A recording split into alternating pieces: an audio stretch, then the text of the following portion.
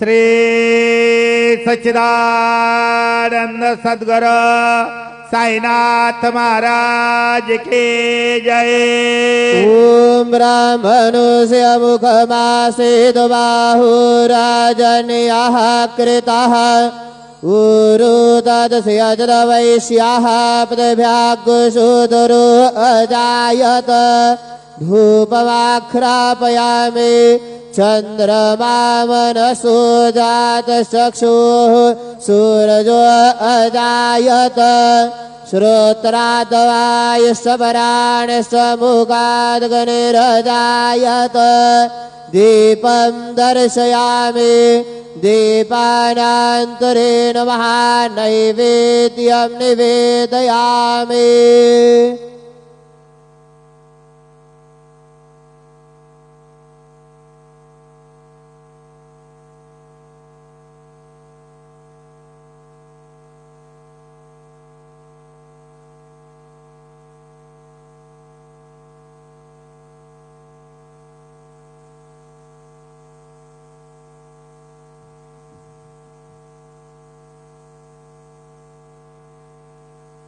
ओम अन्नपदेन्नस्य अनुदेशनमेव स्यश्वमेनाः प्रप्रदातारन्तारिख ऊर्जन्न देहिद्विपदे चतुःपदे चतुष्कोणमण्डलं कृत्वा तदुपरि नैवेद्यपात्रनिधाय गायत्री मंत्रेण पात्रा संप्रोक्ष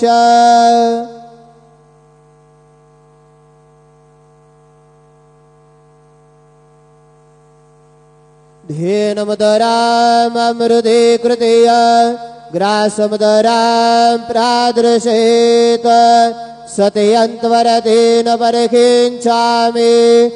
ओम प्राणाय स्वाहा ओम अपानाय स्वाहा ओम व्यानाय स्वाहा ओम उदानाय स्वाहा ओम समानाय स्वाहा ओम ब्रह्मणे नमः। मध्ये पाणियं समर्पयामि पुनर्नैवेद्यं निवेदयामि। ओम प्राणाय स्वाहा ओम अपानाय स्वाहा ओम व्यानाय स्वाहा ओम उदानाय स्वाहा ओम समानाय स्वाहा ओम ब्रह्मणे नमः। नैवेद्यं निवेदयामि हस्तप्रक्षालनं समर्पयामि मुखप्रक्षालनं समर्पयामि। सद्गुरु साईनाथ देवताभ्यो नमः। प्रार्थना पूर्वक नमस्कारं करोमि।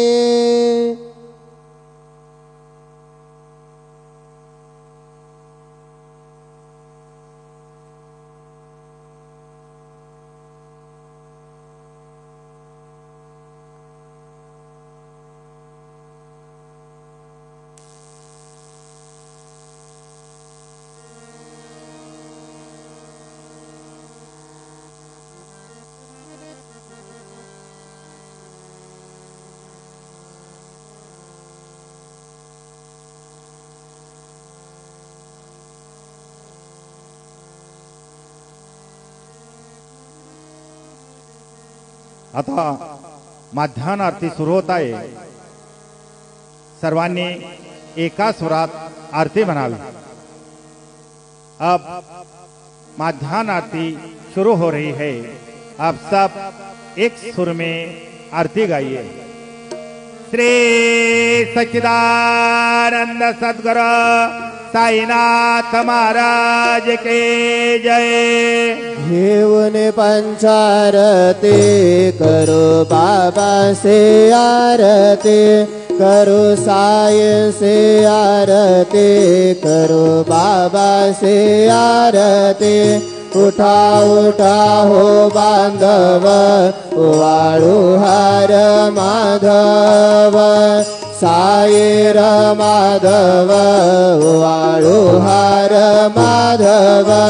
करुणिया स्थिर मन पाहु गंभीर हे ध्यान, साईंचे हे ध्यान पाहु गंभीर हे ध्यान। कृष्णनाथा दत्त साई जडो चित्त तुझे पाये, चित्त बाबा पाये जडो चित्त तुझे पाये।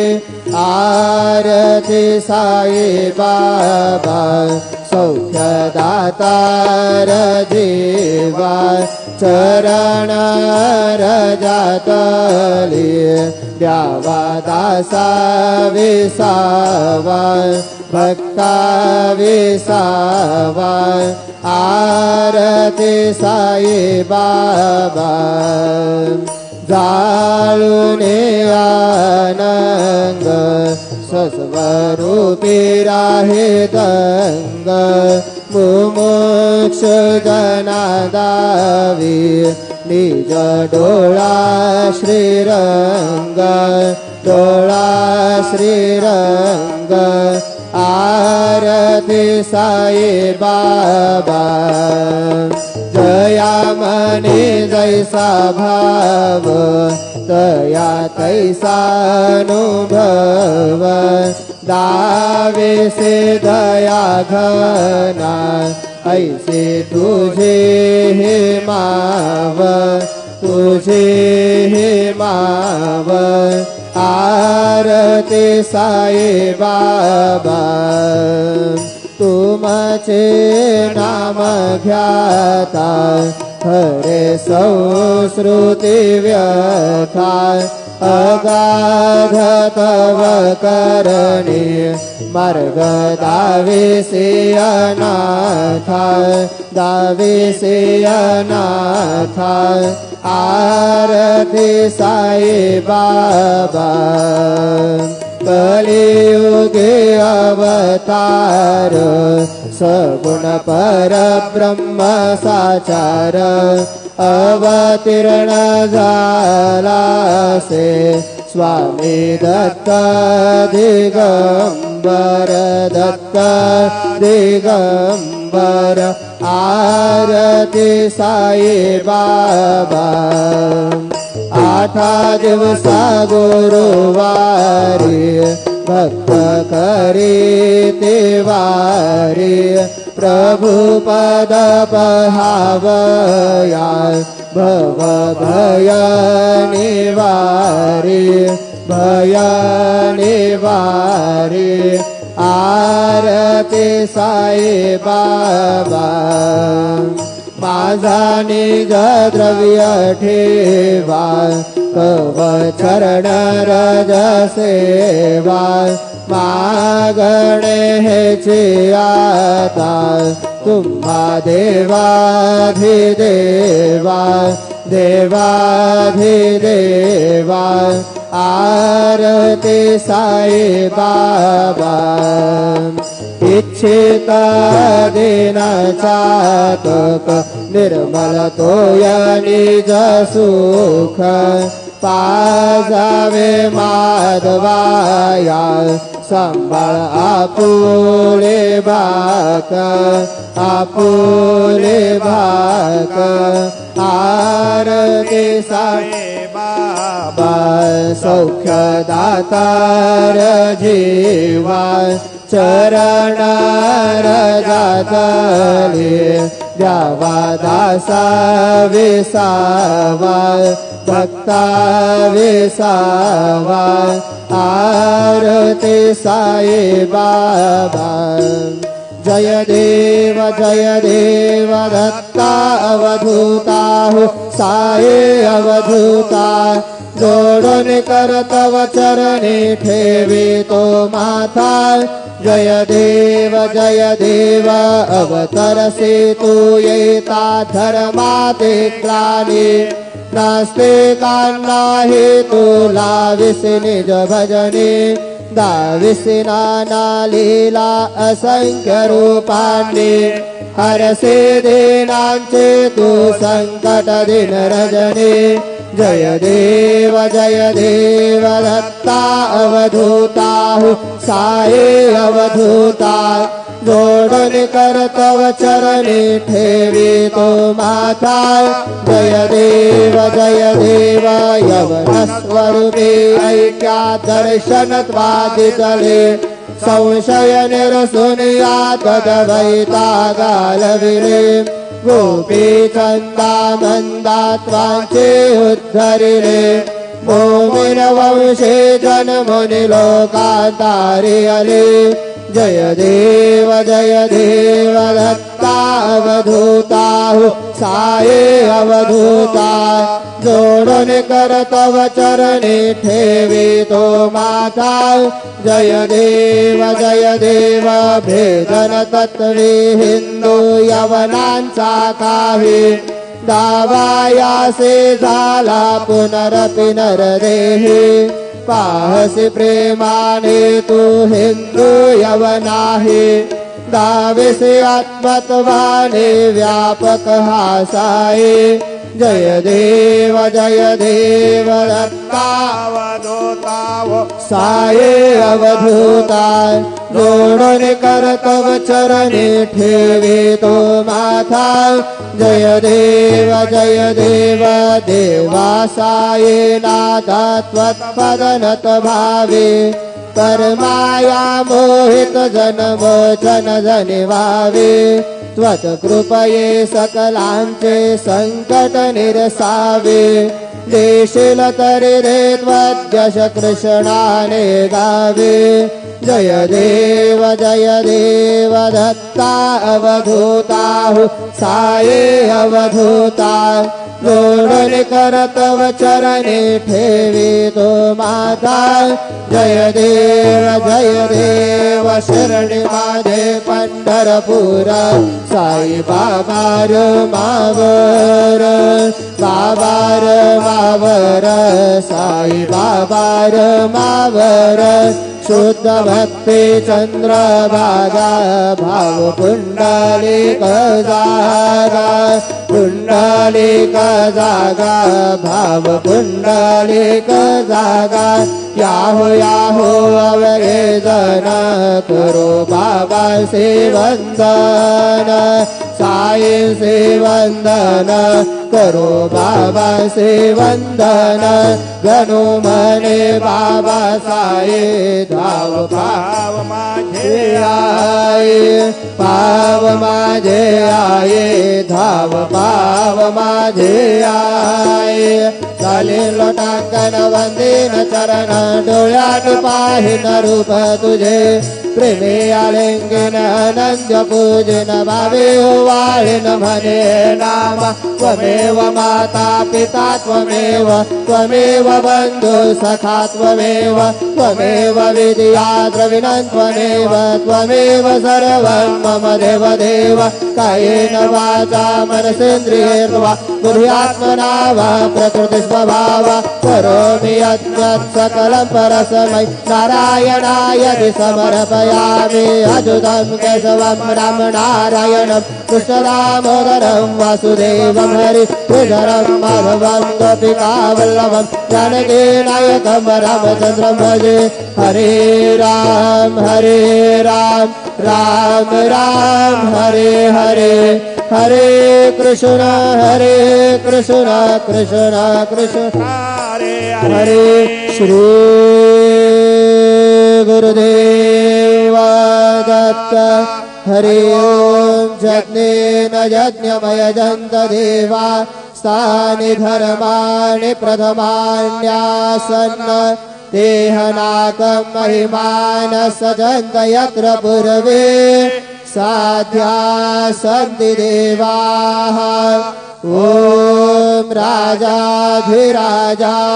प्रसय्यसाहिने नमो वयं वै श्रवणाय कुर्महे समे कामान कामकामाय मह्यं कामेश्वर वै श्रवणो दधातु कुबेराज वै श्रवणाय महाराजाय नमः ॐ स्वस्ति साम्राज्यं जं स्वराज्यं वैराज्यं पारमेष्ठिराज्यं महाराज्यमाधिपत्यमयं समन्तपर्याय ईस्यात् सार्वभौमः सार्वान् ईशान्तार्धापरार्धात् पृथिव्यै समुद्रपर्यन्ताय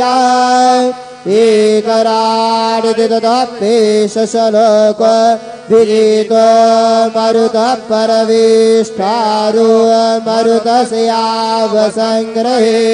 आवीक्षितस्य कामपरे विश्वे देवा सभासदिति श्रीनारायण वासुदेवाय सच्चिदानंद सद्गुरु साईनाथ महाराज के जय अनंतातुलाते कसेरे स्तवावे अनंतातुलाते कसेरे नमावे अनंता मुखांचा शिने शेष गाता नमस्कार साष्टांग श्री साईनाथा स्मरावे मने त्वत्पदानित्यमावे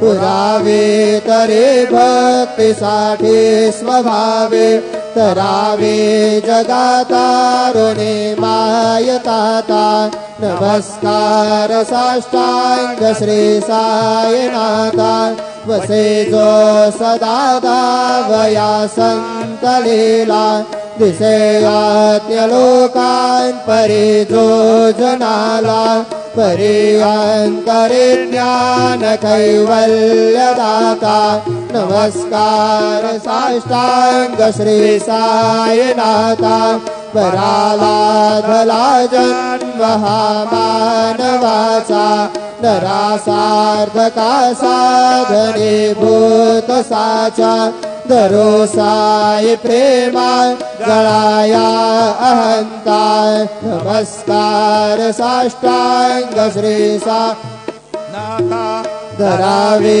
करे सान अल्पज्ञ बाला करावे अमाधन्य चुंबन निघाला मुखे घाल प्रेमे खरा ग्रास आता नमस्कार साष्टांग श्री साईनाथा सुरादिक जांच्या पदावंदिताति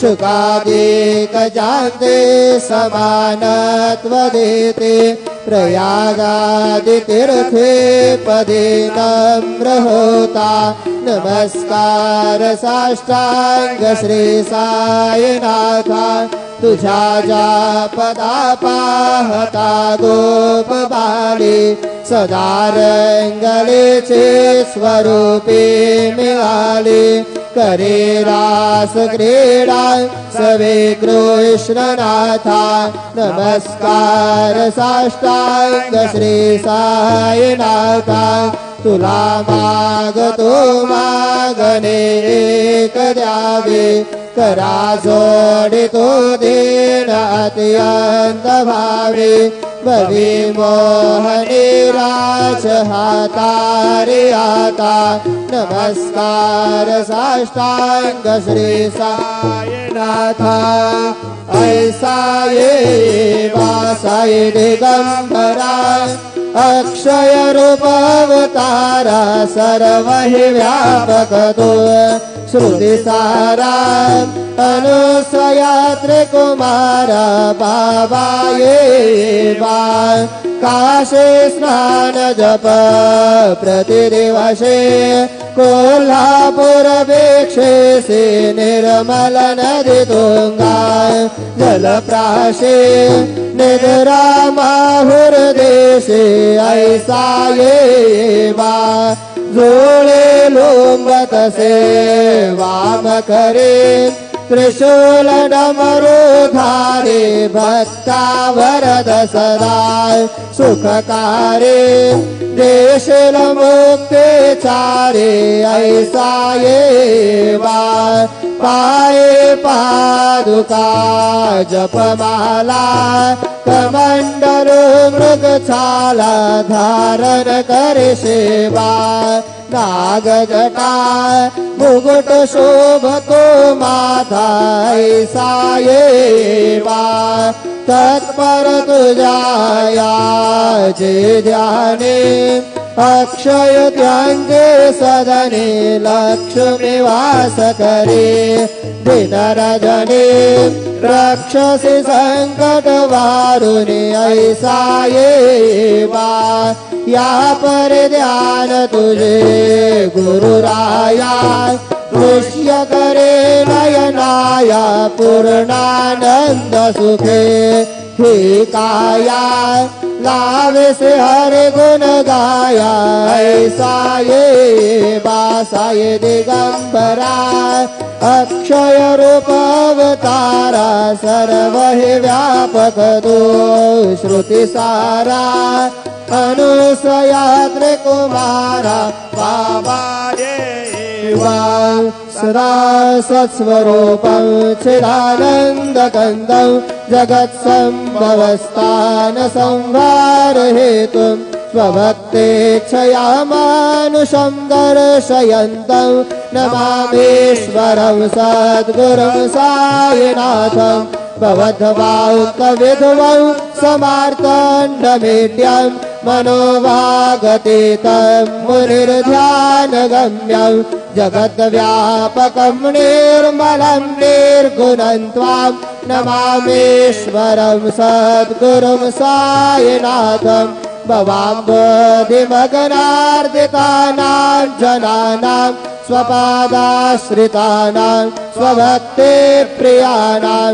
समुद्धारणार्थं कलौ सम्भवन्तं नमामीश्वरं सद्गुरुं साईनाथं सदा निम्बवृक्षस्य मूलाधिवासात् सुधास्राविनन्ति त्वमप्रियप्रियन्तं तरुं कल्पवृक्षादिकं साधयन्तं नमामीश्वरं सद्गुरुं साईनाथं सदा कल्पवृक्षस्य तस्यादिमूले भवद्भावबुद्ध्या सपर्यादिसेवां नृणां कुर्वतां मुक्तिमुक्ते प्रदन्तं नमामीश्वरं सद्गुरुं साईनाथं अनेकाश्रुतातर्क्यलीलाविलासै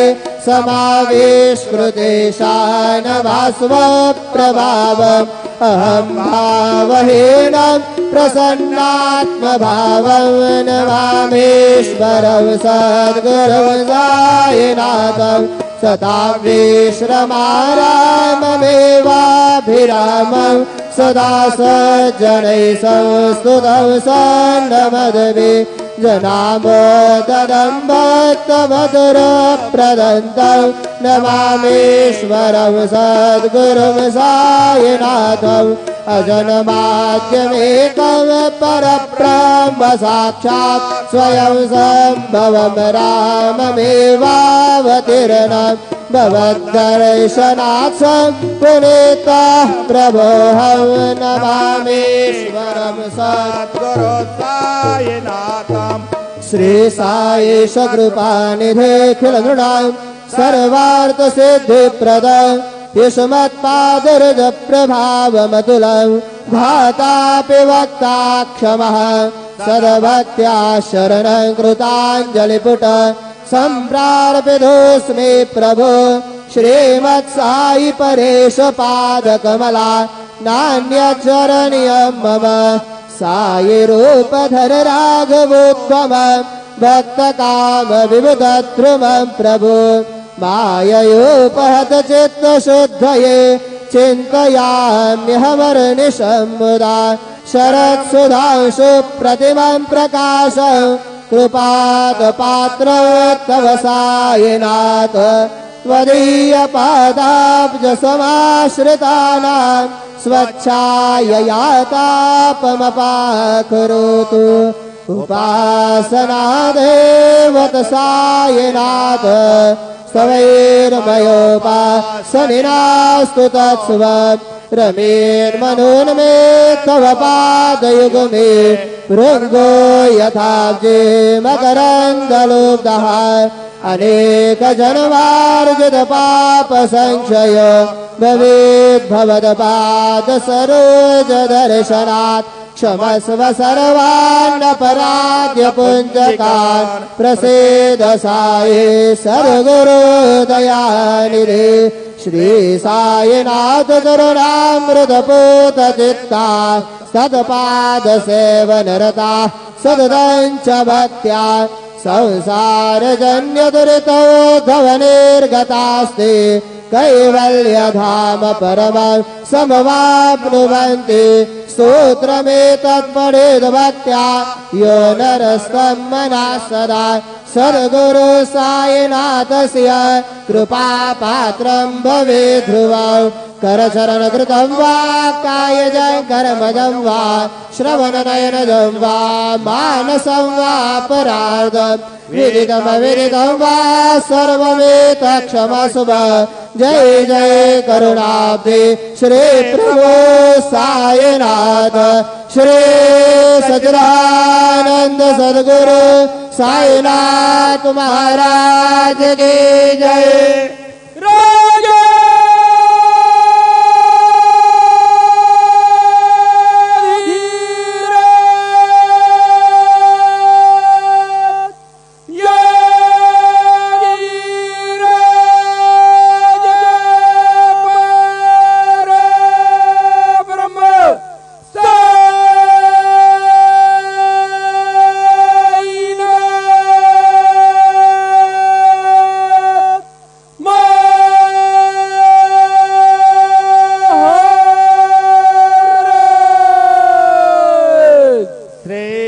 सच्चिदानंद सद्गुरु साईनाथ महाराज की जय।